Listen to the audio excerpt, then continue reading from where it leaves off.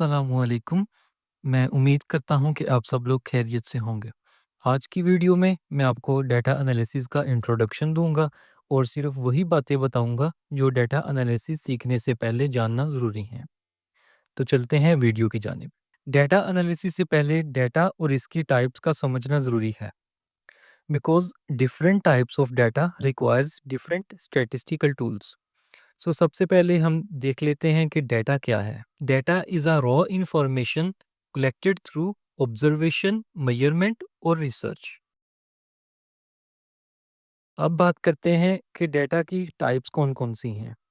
Data की दो main types हैं, क्वांटिटेटिव डाटा और qualitative data. Quantitative data is expressed in numbers and can be measured और counted. जैसा कि एज को हम काउंट कर सकते हैं, इसी तरह temperature, blood glucose levels, blood pressure को मेजर कर सकते हैं। इसीलिए ये सब क्वांटिटेटिव डाटा की एग्जांपल्स हैं। अब बात करते हैं क्वालिटेटिव डाटा की। क्वालिटेटिव डाटा को हम मेजर नहीं कर सकते और ना ही ये नंबर्स की फॉर्म में होता है, अलबत्ता इसे काउंट ज़रूर किया जाता है। फॉर एग्जांपल, जेंडर को हम मेजर नहीं कर सकते, इसे काउंट ज़रूर कर सकते हैं और बता सकते हैं कि हमारे डाटा में कितने मेल्स और कितनी फीमेल्स हैं। क्वालिटेटिव डाटा क्वालिटेटिव डाटा दो टाइप्स का होता है, कैटेगोरिकल और डिस्क्रिप्शनल। कैटेगोरिकल डाटा में हम डाटा को कैटेगरीज में डिवाइड करते हैं। मसलन जेंडर को हम मेल, फीमेल और ट्रांसजेंडर में कैटेगराइज करते हैं। डिस्क्रिप्शनल डाटा में साइंस एंड सिम्टम्स को डिस्क्राइब करते हैं। यहाँ एक इम्पोर्टेंट पॉइंट को नोट करें कि एज क्वांटिटेटिव डाटा भी हो सकती है और क्वालिटेटिव डाटा भी हो सकती है। ये डिपेंड करता है कि हम अपने क्वेश्चनियर में एज को किस तरह डिफाइन कर रहे हैं। अगर हम एज को ओपन एंडेड क्वेश्चन की सूरत में पूछेंगे तो ये क्वांटिटेटिव डाटा होगा, लेकिन अगर एज को कैटेगरीज में डिवाइड करेंगे तो ये क्वालिटेटिव डाटा होगा। ओपन एंडेड क्वेश्चंस क्या होते हैं? ओपन एंडेड क्वेश्चंस ऐसे क्वेश्चंस को कहा जाता है जिसमें हम रिसर्च पार्टिसिपेंट्स को अलाउ करते हैं कि वो अपनी वर्डिंग में डिटेल्ड और थॉटफुल रिस्पॉन्स दे सकें। और ओपन एंडेड क्वेश्चंस अक्सर व्हाट, व्हाई, हाउ, एक्सप्लेन जैसे अल्फाज से शुरू होते हैं। अब बात करते हैं डेटा एनालिसिस की। Data analysis is the process of inspecting, cleaning, transforming and modelling data to discover useful information, draw conclusions and support decision making. Inspecting में हम डेटा को केयरफुली ऑब्जर्व करते हैं और इसे स्ट्रक्चर्ड फॉर्म में लेके आते हैं, मतलब रोज और कॉलम्स की फॉर्म में। क्लीनिंग में हम डेटा में से एरर्स को रिमूव करते हैं। ट्रांसफॉर्मिंग में डाटा को यूजफुल वे में ऑर्गेनाइज किया जाता है, मतलब टेबल्स और ग्राफ्स की फॉर्म में।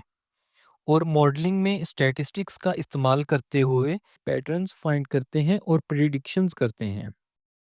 Now types of data analysis. Data analysis की वैसे तो बहुत सारी टाइप्स हैं, लेकिन चार मेन टाइप्स ये हैं: डिस्क्रिप्टिव, डायग्नोस्टिक, प्रिस्क्रिप्टिव और प्रिडिक्टिव एनालिसिस। डिस्क्रिप्टिव एनालिसिस में हम डिजीज़ को डिस्क्राइब करते हैं, यानी एक जियोग्राफिकल एरिया में कौन सी डिजीज़ बढ़ रही है और कौन सी डिजीज़ कम हो रही है। इसमें हम फ्रीक्वेंसीज़ को मेजर करते हैं, परसेंटेजेस को मेजर करते हैं, सेंट्रल टेंडेंसी को मेजर करते हैं और डिस्पर्शन को मेजर करते हैं। सेंट्रल टेंडेंसी में हम तीन चीज़ों को देखते हैं: मीन, मीडियन और मोड। मीन एवरेज वैल्यू को कहते हैं, मीडियन मिडल वैल्यू को कहते हैं और मोड मोस्ट फ्रीक्वेंट वैल्यू को कहा जाता है। मेजर ऑफ डिस्पर्शन में हम रेंज और स्टैंडर्ड डेविएशन मेजर करते हैं।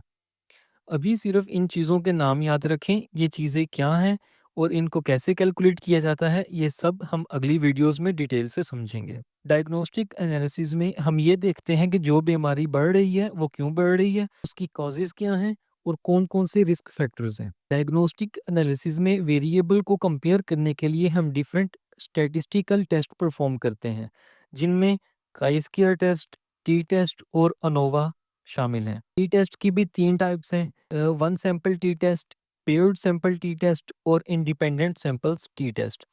इसी तरह अनोवा की भी दो टाइप्स हैं: वन वे अनोवा और two way ANOVA. Prescriptive analysis में हम ये देखते हैं कि व्हाट शुड बी डन, यानी क्या करना चाहिए। इसमें हम मुख्तलिफ प्रोग्रामिंग लैंग्वेजेस को यूज़ करते हैं जिनमें आर, एसक्यूएल और पाइथन वगैरह शामिल हैं। प्रिडिक्टिव एनालिसिस में हम प्रिडिक्शंस करते हैं और डिफरेंट रिग्रेशन मॉडल्स को यूज़ करते हैं। अब बात करते हैं डेटा एनालिसिस के प्रोसेस की। सबसे पहले तो हम डेटा कलेक्ट करते हैं डिफरेंट टूल्स की हेल्प से, जिनमें Google forms, type forms, printed questionnaires, interviews, audio और वीडियो इंटरव्यूज़ वगैरह शामिल हैं। फिर हम डेटा को क्लीन करते हैं। इसी लेक्चर में मैं आगे चल के बताऊंगा कि डेटा को क्लीन किस तरह किया जाता है।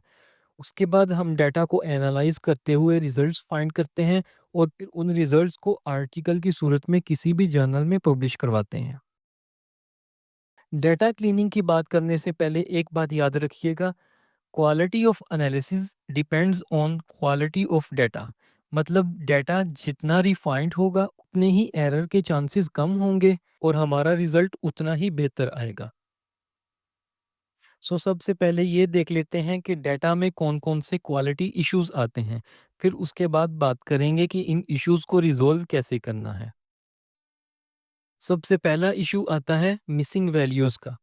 यानी हमने किसी से क्वेश्चनियर फिल करवाया और उसने 2-3 क्वेश्चंस छोड़ दिए। जैसा कि अक्सर ख़वातीन अपनी एज नहीं बताती। तो हमने किसी खातून से क्वेश्चनियर फिल करवाया और उन्होंने एज वाला कॉलम ब्लैंक छोड़ दिया। फिर हमारे पास डुप्लिकेट्स आ जाते हैं। मिसाल के तौर पर अगर 5 रिसर्चर्स एक ही हॉस्पिटल से डाटा कलेक्शन कर रहे हैं, तो उन्होंने काफ़ी सारे लोगों से 2-2 बार क्वेश्चनियर फिल करवा लिए। फिर आता है इनकंसिस्टेंट फॉर्मेट का मसला। इसमें एक ही आंसर को डिफरेंट फॉर्मेट्स में लिखा होता है। फिर आउटलायर्स आते हैं, जिसमें अनयूजुअल हाई और लो वैल्यूज़ लिखी हुई होती हैं। फॉर एग्ज़ाम्पल मैंने फाइनल ईयर एमबीबीएस की क्लास में से क्वेश्चनियर फिल करवाए तो किसी स्टूडेंट ने अपनी एज 45 ईयर्स लिख दी। अब ऐसा तो नहीं हो सकता ना कि 45 साला शख्स एमबीबीएस कर रहा हो, तो ये एक आउटलायर होगा। इसी तरह हमने एक स्टडी कंडक्ट की डॉक्टर्स के लाइफ़स्टाइल पर और हमने डिफरेंट हॉस्पिटल्स के डॉक्टर्स से क्वेश्चनियर फिल करवाया। तो एक डॉक्टर ने जो कि रूरल हेल्थ यूनिट में काम कर रहा था, अपनी सैलरी 10 लाख बताई। जबकि आमतौर पर पाकिस्तान में डॉक्टर्स की सैलरी इतनी नहीं होती। तो ये एक अनयूजुअल हाई वैल्यू है, इसलिए ये एक आउटलायर होगा। फिर आ जाते हैं टाइपोज़, जिनमें हर किस्म का ह्यूमन एरर शामिल होता है। फॉर एग्ज़ाम्पल स्पेलिंग मिस्टेक्स या मिसटाइपिंग वगैरह। अब बात करते हैं इन इश्यूज़ को रिज़ॉल्व करने की। सबसे पहले मिसिंग वैल्यूज़ को देख लें। मिसाल से समझ लेते हैं। मैंने 3 लोगों से उनकी एज और मंथली सैलरी पूछी। पहले शख्स ने मुझे अपनी एज और मंथली सैलरी दोनों बताई। दूसरे शख्स ने मुझे अपनी एज नहीं बताई लेकिन अपनी सैलरी बता दी। और तीसरे शख्स ने मुझे अपनी एज बता दी लेकिन अपनी सैलरी नहीं बताई।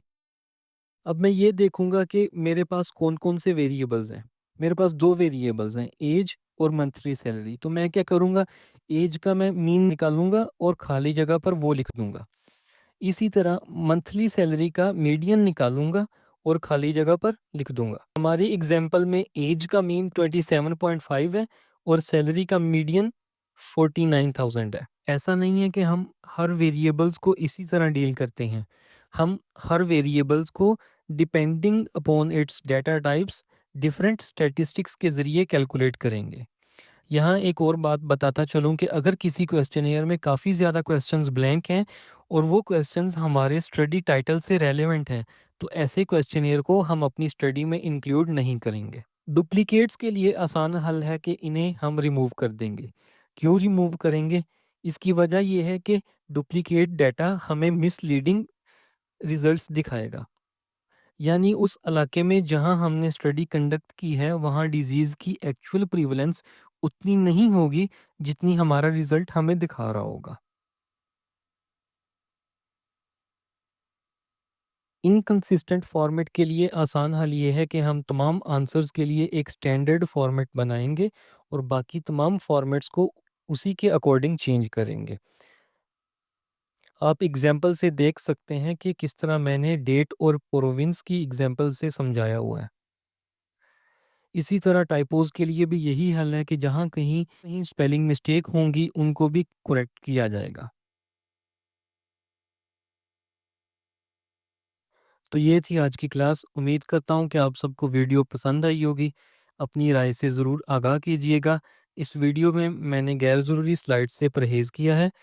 अगर फिर भी कोई चीज़ समझ नहीं आई तो आप फेसबुक ग्रुप में मुझसे पूछ सकते हैं। आपको वहाँ पर मैं और मेरी टीम ज़रूर जवाब देगी। इंशाअल्लाह अगली वीडियो में मिलेंगे, तब तक के लिए अस्सलामु अलैकुम।